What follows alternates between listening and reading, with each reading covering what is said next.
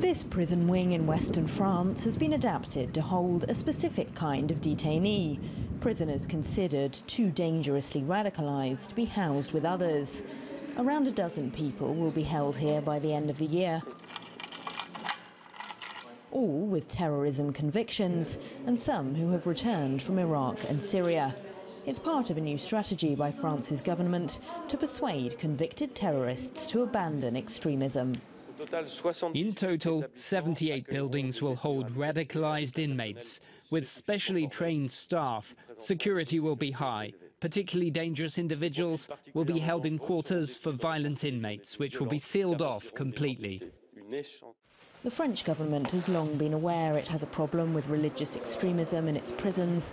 The Charlie Hebdo attackers, for example, came under the influence of an extremist imam while jailed.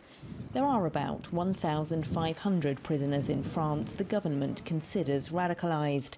Of those, about 350 have been jailed after returning home from fighting with Daesh in Iraq and Syria. They're receiving specialist counselling from psychologists, social workers and imams. I think the presence of imams is important, both in prevention and in persuading people away from violence, because a lot of people who become radicalised have little religious education, so they just accept the whole discourse they hear from Daesh. The government is set to announce a new plan to create a central body for the training and organisation of imams by the end of the year to try and counter the influence of extremist groups, especially in the country's troubled suburbs known as banlieue.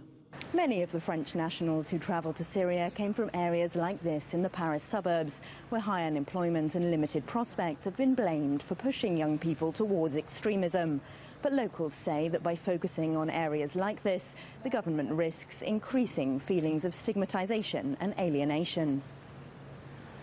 Radicalisation isn't just an urban problem. 20 young men left this tiny village in the south to join Daesh in Syria. French authorities now say they've learned from previous mistakes, but they're not certain if they'll ever be able to reintegrate returned fighters back into French society. Elena Casas, TRT World, Paris.